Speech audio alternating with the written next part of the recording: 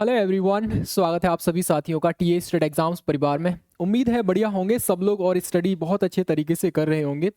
दोस्तों, अभी आपको पता है कि भाई 25,487 जो वैकेंसी हैं आपके लिए यहाँ पर एसएससी जीडी ने निकाली हैं, जिसके लिए रजिस्ट्रेशन आपका 1 दिसंबर से लेकर आपका 31 दिसंबर तक हो रहा है।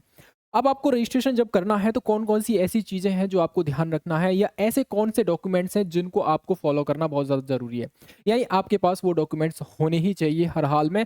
अन्यथा आप जो है गलती करेंगे तो फिर बहुत बड़ा भुगतान आपको करना पड़ सकता है बाद में। उन्हीं पर हम लोग चर्चा करेंगे। यहाँ पर सारी चीज़ें मैं डिस्कस करने वाला हूँ आपको, आपके लिए यहाँ पर ऐसे कौन कौन से डॉक्यूमेंट्स हैं जो रिक्वायर्ड है यहाँ पर। ठीक है, थोड़ा सा सेशन को ना टकटकी लगा कर देखना, और कह सकते हैं पहली बार आए चैनल पर तो चैनल को सब्सक्राइब जरूर कर लेना। सबसे पहले तो डेट याद रखो, आपको रजिस्ट्रेशन करना है 1 दिसंबर से, यानी कि आज है आपका 3 दिसंबर, यानी 1 तारीख से स्टार्ट हो चुके हैं, 31 तारीख तक आप लोग फॉर्म भर सकते हो। ठीक है, तो ये चीज़ याद रखना, जितना जल्दी हो सके फॉर्म को फिल कर दीजिए। अगर बाई मिस्टेक अगर कोई गलती हो गई है तो विंडो करेक्शन के लिए यहाँ पर ओपन होगा 8 से लेकर आपका 10 जनवरी के बीच में। ठीक है, आपका एग्जामिनेशन की डेट भी आपको यहाँ पर दे रखी है, मेंशन कर रखा है। बात करेंगे हम लोग आगे। यहाँ पर आपका जो सीएपीएफ में वैकेंसी आती है ये आपकी है ना, एसएससी जीडी में है ना। उसके अलावा आप देखोगे यहाँ पर जो आपके सीएपीएफ है, बीएसएफ, सीआईएसएफ, सीआरपीएफ, एसएसबी, आपका आईटीबीपी, असम राइफल और एसएसएफ, यहाँ पर आप देखोगे वैकेंसीज का ब्यौरा दे रखा है एक इस तरीके से यहाँ पर। ठीक है, जैसे आपका मेल कैंडिडेट है यहाँ पर, टोटल मेल कैंडिडेट यहाँ पर है, फीमेल उधर है। तो बीएसएफ में टोटल कैंडिडेट की वैकेंसी देखोगे कैटेगरी के हिसाब से एससी है, एसटी, ओबीसी, ईडब्ल्यूएस टोटल यहाँ पर रहेंगी। यानी कि कुल मिलाकर ये है, ये जो टोटल वैकेंसी यहाँ पर रहेंगी 23,467 वैकेंसीज बॉयज़ के लिए रहेंगी, और अलग अलग वैकेंसीज अलग अलग फोर्सेज में रहेगी। फीमेल के लिए आपको वैकेंसी देखने को मिल जाएंगी 2020। टोटल देखोगे वैकेंसी आपको 25,487 वैकेंसी आपको देखने को मिल जाएंगे। आप अपने हिसाब से जो भी सीएपीएफ है उसको प्रेफर कर सकते हो, वैकेंसी के हिसाब से, फैसिलिटी के हिसाब से, जैसे चाहो वैसे हिसाब से आप अपने कर सकते हो। आपको पहले कौन सा प्रेफरेंस चाहिए। चलिए अब आते हैं मेन मुद्दे पर। मेन मुद्दा ये है आपका, यहाँ पर मैंने कुछ अपनी हैंडराइटिंग में लिखा है और बहुत कुछ मैं आपको यहाँ पर जो ऑफिशियल कह सकते हैं इसका, और कह सकते हैं वो है आपका नोटिफिकेशन है, वहाँ से कह सकते हैं स्क्रीनशॉट लेकर आया हूँ, वो मैं आपको दिखाऊंगा सारी चीज़ें। सबसे मेजर चीज़ ये है कि आपके पास आपका एक आधार कार्ड होना चाहिए। आधार कार्ड नहीं है तो इसके अलावा पैन कार्ड, वोटर कार्ड आपके पास डीएल होना चाहिए, जिसमें आपका फोटो आधार कार्ड होना चाहिए। ठीक है, आधार कार्ड के लिए बेसिकली आपका जो एड्रेस प्रूफ है वो ज़्यादा वैलिड माना जाता है यहाँ पर। ठीक है, आपके पास एक फोटो, सिग्नेचर, ईमेल आईडी और आपका मोबाइल नंबर होना चाहिए। अगर आपने पहले आपने रजिस्ट्रेशन किया है तो वो रजिस्ट्रेशन आईडी आपके पास होगी और पासवर्ड भी आपके पास होगा एसएससी का, आपको पता है। और वहाँ पर आपको बस फोटो, सिग्नेचर अपडेट करने हैं, और सेंटर वगैरह का जो रहता है उसमें वो अपडेट करना होता है। इसके अलावा दूसरा मेजर आपका डॉक्यूमेंट रहेगा आपका 10th का सर्टिफिकेट। ये जो 10th का सर्टिफिकेट है बहुत ज़्यादा ज़रूरी है। इसी के आधार पर आपका नाम, DOB, father's name, mother's name, everything will be included, है ना, काउंट होगा इसके अकॉर्डिंग यहाँ पर आपका 10th का सर्टिफिकेट के अकॉर्डिंग। इसके अलावा 12th है आपके पास, 12th सर्टिफिकेट है, ग्रेजुएशन भी है, कोई डिप्लोमा भी है, वो भी आप लगा सकते हो, एडिशनल है, बट मिनिमम आपके पास 10th पास होना चाहिए यहाँ पर। ठीक है, और आपकी उम्र आपको पता ही है भाई, 18 से लेकर कितना 23 वर्ष होनी चाहिए, मिनिमम आपका इतना होना चाहिए। ये यूआर कैंडिडेट के लिए है। इसके अलावा इसमें 3 वर्ष ओबीसी के लिए छूट दे रखी है, एससी और एसटी के लिए यहाँ पर छूट दे रखी है, कितना भाई 5 वर्ष की छूट है, और भी बहुत सारी छूट दे रखी है, वो अलग अलग कैटेगरी के कैंडिडेट्स की हो जाएंगी। तो ये सारे सर्टिफिकेट आपके पास होना चाहिए। इसके अलावा आपका डोमिसाइल, जिसको हम लोग कह सकते हैं निवास प्रमाण पत्र कहते हैं, डोमिसाइल होना चाहिए, आप किस राज्य से हैं। और याद रखिए यहाँ पर आपको ये डोमिसाइल सर्टिफिकेट आपका यहाँ पर सेंट्रल लेवल का होना चाहिए। हालांकि एक की कोई दिक्कत नहीं है, बट ये जो कास्ट सर्टिफिकेट है ना, ये आपका यहाँ पर होना चाहिए सेंट्रल लेवल का। कास्ट सर्टिफिकेट स्पेशली मैं बात करूँ तो आप ईडब्ल्यूएस में आ रहे हैं, ठीक है, या फिर आप देखोगे ओबीसी में आ रहे हैं, तो यहाँ पर ये आपको सर्टिफिकेट चाहिए सेंट्रल लेवल का, सेंट्रल लेवल का कास्ट सर्टिफिकेट चाहिए। हालांकि एससी और एसटी वाले जो हैं इनका स्टेट लेवल का चल जाता है, लेकिन इनको भी बनवा लेना चाहिए। और कब तक का होना चाहिए अब सुन लीजिए पहले मेरी बात।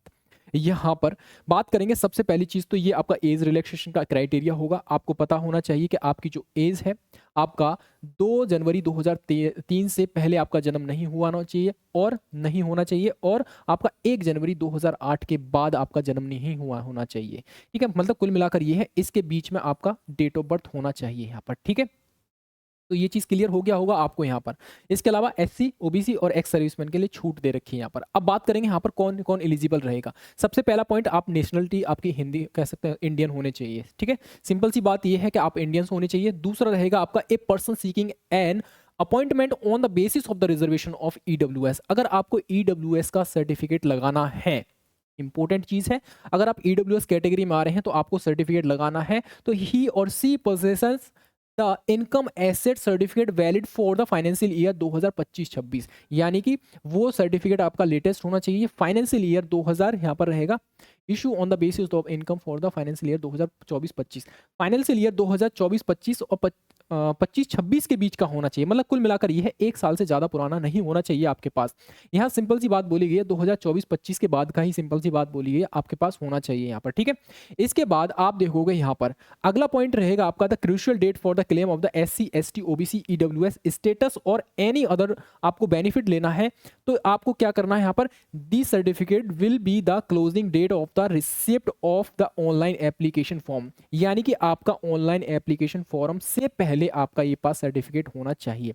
अब ऐसा मत कर देना कि भैया 31 दिसंबर आपकी लास्ट डेट है फॉर्म की, तो आप 2019 का 2022 का दिखा रहे हो, 2020 का दिखा रहे हो सर्टिफिकेट कि भैया वो तो है तो पहले का ही। नहीं, ऐसा नहीं होना चाहिए। आपका मैक्सिमम आपका मुश्किल से मुश्किल 1 या 1.5 साल या 2 साल मुश्किल से पुराना होना चाहिए। मैं तो कह रहा हूँ ओबीसी वाले कैंडिडेट हैं उनको तो अभी लेटेस्ट ही होना चाहिए। आपका फाइनेंशियल ईयर 2024-25 का आप लोग बनवा लीजिए, ठीक है। बहुत ज़्यादा ज़रूरी है ये आपका लेटेस्ट वाला आपके पास होने चाहिए। ज़्यादा से ज़्यादा पुराना कितना हो सकता है, अगर किसी ने नहीं बनवाया है तो 31 दिसंबर तक आपका बन जाएगा। आज है आपकी 3 तारीख है, मुश्किल से 10 तारीख तक आपका बन जाएगा। तो जितना जल्दी हो सके बनवा लीजिए। अगर आपका सर्टिफिकेट पुराना ज़्यादा है तो 1 साल से ज़्यादा पुराना है तब, ऐसी सिचुएशन में अगर 1 साल के अंदर का है तो कोई इशू नहीं है, आप आराम से उसको लगा सकते हैं यहाँ पर। SC ST OBC EWS, हालांकि SC ST का ये चल जाता है 3 साल का होता है नॉर्मली, बट आप लोग OBC और EWS वाले थोड़ा ज़्यादा ध्यान देंगे। 1 साल के अंदर के ही सर्टिफिकेट आप लोग बनवा लीजिए अपना, ठीक है। इसके बाद आपका एजुकेशन क्वालिफिकेशन अभी हमने बता दिया भैया, आपके पास 10th पास तो मिनिमम चाहिए ही चाहिए। इसके अलावा और भी एडिशनल क्वालिफिकेशन है तो आप उसमें आप अपना ऐड कर सकते हो, लगा सकते हो। इसके अलावा जिन कैंडिडेट्स के पास सर्टिफिकेट है उसका ये आपका NCC का, ठीक है, तो NCC वाले कैंडिडेट थोड़ा सा ध्यान से सुनेंगे। आपके पास अगर C सर्टिफिकेट है तो आपको 5% of the maximum mark of the examination, याद रखना जितने भी आपके मार्क्स हैं, यानी 160 मार्क्स बनते हैं, 160 का आपको 5% एक्स्ट्रा मिल जाएगा। यहाँ पर मार्क्स ऐड हो जाएंगे आपके यहाँ पर, तो आप इसको कट कर सकते हो यहाँ पर इस तरीके से। कुल मिलाकर ये है 8 नंबर आपको एक्स्ट्रा प्लस में जाएंगे अगर आपके पास NCC का NCC का C सर्टिफिकेट है। तो इस तरीके से देखोगे तो जो जिनके पास B सर्टिफिकेट है उनको 3% मार्क्स मिल जाएंगे, यानी 160 का अगर हम 3% मार्क्स निकालेंगे यहाँ पर तो इस तरीके से हम लोग काउंट कर सकते हैं कितना होगा। भाई मेरा मैथमेटिक्स थोड़ा सा ऐसा ही है, बहुत ज़्यादा हैवी है, ठीक है, तो आप लोग समझ जाएंगे 8 या 24 और ये मिलेगा आपको कितना मार्क्स मिल जाएंगे यहाँ पर, ये मिलेंगे आपको यहाँ पर इतने मार्क्स आपको मिल जाएंगे B सर्टिफिकेट वालों को। A सर्टिफिकेट वालों को 2% मार्क्स मिल जाएंगे आपको, यानी कि कुल मिलाकर ये 4 नंबर आपको यहाँ पर भी देखने को मिल जाएंगे। तो भाई सर्टिफिकेट वाले थोड़ा ध्यान देना, आप इसका फ़ायदा ले सकते हो। जिनके पास कह सकते हैं C सर्टिफिकेट है उनके पास 8 नंबर का बेनिफिट लेने का बहुत अच्छा मौका मिल रहा है आपको, ठीक है। इसके बाद आप देखोगे फीस स्ट्रक्चर ऐसा है भाई यहाँ पर कि भाई यहाँ पर SC ST को छोड़कर बाकी जो सेक्शंस हैं आपके UR कैंडिडेट है, OBC कैंडिडेट है और इसके अलावा EWS कैंडिडेट है, उनके लिए 100 रुपये की फीस दे रखी है यहाँ पर, ठीक है। Women candidate and candidate belongs to the schedule caste and schedule tribe are ex service और एक्स सर्विस में eligible for the reservation are exempted for the, यानी कुल मिलाकर वुमेन्स, मतलब कुल मिलाकर इतनी ही इन लोगों को ही फीस देनी है आपको। बस UR है, OBC है, EWS है और किसी भी कैटेगरी की वुमेन्स है उनको फीस देने की आवश्यकता नहीं है। तो ये 100 रुपीज़ फीस नॉर्मल सी है रखी गई है। इसके अलावा यहाँ पर एक बात और बोली गई है, the candidate who have not undergone on Aadhaar based authentication will be the required to report the examination centre 2 hours before. अगर आपके पास आधार कार्ड नहीं है, अदर कोई डॉक्यूमेंट्स है, तो आपको एग्जामिनेशन सेंटर पर 2 घंटे पहले आपको पहुंचना पड़ेगा, रिपोर्ट करना पड़ेगा वहां पर, ठीक है। Start of the examination in addition to the admission certificate it is mandatory to carry at least 2 passport size photo। जब आप एग्जामिनेशन हॉल में जाएं, आपके पास आधार कार्ड नहीं है, तब की सिचुएशन बता रहे हैं, 2 घंटे पहले पहुंचिए, वहां पर रिपोर्ट कीजिए, उनको बोलिए मेरे पास आधार कार्ड नहीं है, अदर डॉक्यूमेंट्स हैं आपके पास, तो वहां पर पासपोर्ट साइज के 2 फोटो लेकर जाइए, जो भी आपके पास ID प्रूफ है वो लेकर जाएंगे वहां पर, ठीक है। And original valid photo ID proof having date of birth, जिस पर आपकी date of birth clear mention हो, जो कि आपके एप्लीकेशन से मैच करती हो, printed on the admission certificate failing which they will not be allowed entry. मतलब आप ऐसा नहीं कर पाते तो आप फेल माने जाओगे, एंट्री नहीं हो पाएगी आपकी। तो अगर आपके पास जैसे आपका वोटर कार्ड है, आपका ड्राइविंग लाइसेंस है, पैन कार्ड है, पासपोर्ट है ना, एम्प्लॉयड आईडी कार्ड है, आपका ex serviceman discharge book issued by the ministry of the defence, ये है, तो आप इनके साथ में जाकर रिपोर्ट कर सकते हो। अगर आपके पास आधार कार्ड नहीं है तब की सिचुएशन बता रहा हूं मैं, आधार कार्ड नहीं है तब। अगर आधार कार्ड है तो कोई इशू नहीं है, आप आराम से जाइए और आराम से हो जाएगा आपका एंट्री, तब ये सिचुएशन फॉलो करने की आवश्यकता है नहीं। ठीक है, चलिए, तो ये थी अपडेट आपके लिए यहाँ पर। और यहाँ पर आप देखोगे टीचर टीए स्टेट एग्जाम्स के द्वारा एक शौर्य बैच बहुत ही प्यारा सा और एक अफोर्डेबल प्राइस में हमने स्टार्ट किया है।